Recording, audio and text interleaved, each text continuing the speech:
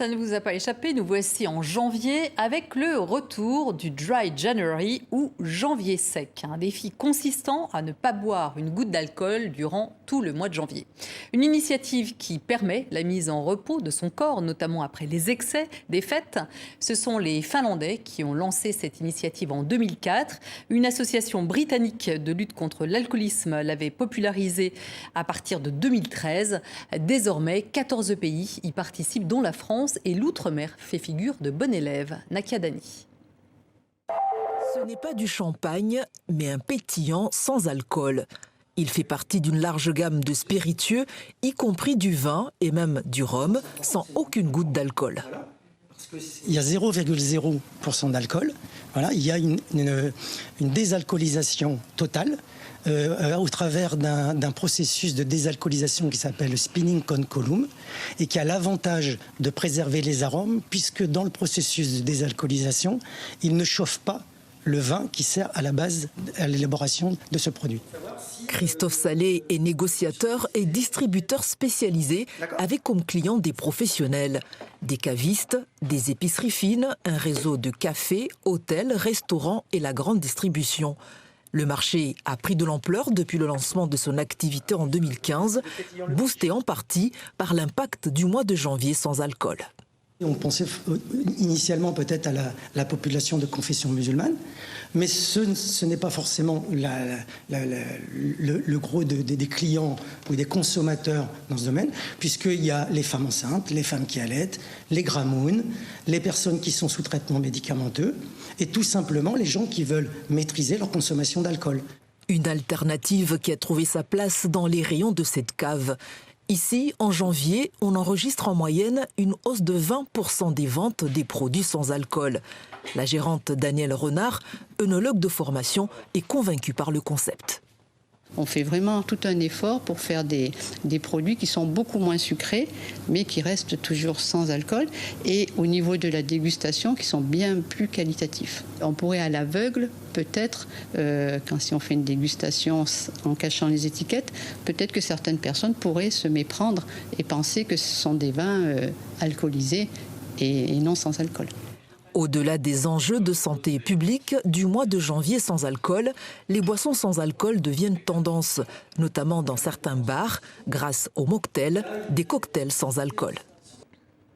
Mathilde Boulachin, bonjour. Bonjour. Vous êtes dirigeante et présidente de l'entreprise Pierre Chavin. Alors, vous êtes née en Champagne. Vous m'avez dit que vous avez donc été bercée par les bulles. C'est une très jolie expression. Et vous avez repris, en fait, une exploitation viticole. Mais curieusement, 50% de votre chiffre d'affaires, c'est des boissons non alcoolisées. Alors, vous êtes un peu un ovni dans ce milieu, j'imagine. Alors, tout à fait. Je suis effectivement négociante en vin. 50% des affaires sont réalisées à 90%. Alors, 50% dans l'univers du sans-alcool, 90% à l'export. Et c'est plutôt un cocorico. J'ai une très grande fierté. C'était une grande surprise pour moi. Initialement, j'avais pas vocation à emprunter ce chemin. Alors, ce chemin, il est passé par la Suède. Vous avez vécu plusieurs années en Suède. Oui. Est-ce que ça a changé quelque chose dans votre approche du vin ou des boissons non alcoolisées ? Oui, parce que la tolérance était vraiment de zéro. Donc, on ne pouvait pas sortir le soir, boire un verre de vin et conduire derrière. Donc de là, je me suis imaginé qu'il devait exister des alternatives au vin pour pouvoir conduire, pour pouvoir être responsable. Vraiment, la tolérance était de zéro. Et à la fois, il y avait un ancrage très RSE, très responsable vis-à-vis des consommateurs finaux. Il y avait vraiment ce respect qui était profondément ancré dans ce pays. Alors, donc, vous avez développé toute une gamme de vins sans alcool. Alors, est-ce qu'on dit vraiment vin sans alcool ou c'est pas la bonne appellation ? Alors, on ne peut pas appeler ça un vin. C'est un abus de langage. À partir du moment où il y a une teneur en alcool en dessous de 9%, eh bien, nous ne sommes plus dans la catégorie vin. Nous sommes une boisson, par exemple, à base de chardonnay désalcoolisé. Alors aujourd'hui, est-ce qu'on peut sociabiliser sans alcool? Vous dites que oui, finalement, ces produits permettent de passer des bons moments, de vivre des expériences, mais qui sont différentes de ce qu'on peut vivre avec une boisson alcoolisée. Alors je crois que c'est vraiment très important ce que vous venez de dire, sociabilisation, inclusif, on est très positif. On essaye de mettre autour d'une même table avec un même verre des personnes qui consomment de l'alcool et des personnes qui n'en consomment pas pour des raisons diverses et variées ou par souci de modération, donc en l'occurrence sur un Dry January. Et là, on y retrouve plusieurs typologies de personnes, donc les femmes enceintes, évidemment, allaitantes, mais aussi des populations seniors, des personnes qui sont sous traitement médicamenteux, les jeunes générations, les générations X, Y, Z. Donc c'est ces générations, ces jeunes générations urbaines qui se sont emparées de ce type de boisson? Tout à fait. Alors on parle de sober curiosity, alors être curieux et à la fois... C'est quoi la sober curiosity? Alors donc, très la affirmé. Curiosité sobre. Tout à fait. Donc on est en train d'essayer de trouver des alternatives au vin et à l'alcool de manière générale, et tout en ayant une véritable affirmation dans son choix de consommation. Une consommation affirmée où on va soit consommer un mocktail, donc un cocktail sans alcool, un virgin cocktail, où on va consommer un vin, alors attention, entre guillemets sans alcool, pour pouvoir sociabiliser avec, encore une fois, l'idée générale, être autour d'une même table, faire santé et que ce soit une idée assez effective. Alors vous êtes une militante du NOLO. C'est quoi le NOLO? Alors le NO-LO, c'est à la fois l'eau en alcool ou no, pas du tout d'alcool.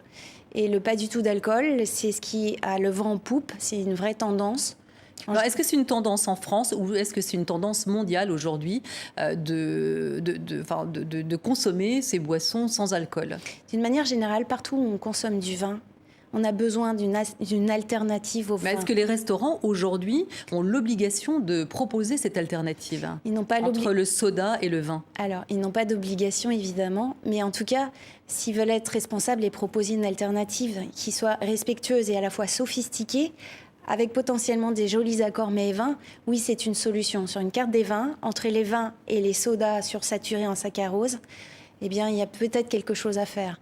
Moi, personnellement, j'ai développé les vins sans alcool quand je suis tombée enceinte et je me suis dit, dans ces moments de festivité, eh bien, il doit y avoir autre chose qu'un Perrier Tranche ou un Coca-Cola. Il doit y avoir autre chose. Ça n'existait pas. Oui, sauf que vous me disiez que c'était pas forcément fait pour les femmes enceintes, parce que c'est pas du tout genré. C'est pas genré, effectivement. Les actifs qui sont un petit peu en mode Shiva, qui travaillent la journée, qui vont à la salle de sport. Ils doivent s'occuper des enfants, mais tout de même, ils doivent accepter l'afterwork pour continuer de sociabiliser. Eh bien, nous proposons une solution qui est, somme toute, totalement respectueuse de leur rythme de vie. Et le lendemain, ils continueront avec leur performance en gardant un parfait contrôle. Alors, est-ce que ça veut dire que c'est une fabrication complètement différente avec une présentation par des sommeliers qui vont être aussi formés à présenter ces nouvelles possibilités de consommation? Tout à fait. Alors nous formons les sommeliers, les futurs sommeliers entrant sur le marché du travail pour pouvoir déjà expliquer qu'il existe des alternatives à proposer à toutes ces personnes qui ne boivent pas d'alcool ou ne peuvent pas, ou pour d'autres considérations. Et également, nous travaillons avec l'école Ferrandi, par exemple, à Paris, gastronomie. Pour former des sommeliers. Pour former la gastronomie, le service en salle, vous pouvez avoir un conseil complètement adapté et proposer des solutions alternatives. Encore une fois, on n'a pas vocation à remplacer le vin. Le but du jeu, c'est véritablement de proposer une alternative sophistiquée, une extension naturelle au vin. Alors peut-être que les pays qui sont les plus prêts à ça, c'est les pays d'Asie où vous allez régulièrement? Oui, je vais régulièrement au Japon où on est omniprésent. Et là, on a besoin de proposer une solution avec une image française, pleine de sophistication, avec tous ces codes. Et pour autant, vous voyez, les Asiatiques ne processisent pas très bien. 40% des Asiatiques ont des petits soucis avec l'alcool. On appelle ça l'Asian blush. Ils résistent beaucoup sur la consommation d'alcool aussi. Et là, c'est une alternative pour eux de prédilection, puisqu'ils peuvent boire comme si c'était un champagne, mais pour autant, il n'y a pas d'alcool. Merci beaucoup Mathilde Boulachin d'être venue nous expliquer ce que sont ces nouvelles boissons sans alcool dans le cadre du Dry January. Merci beaucoup.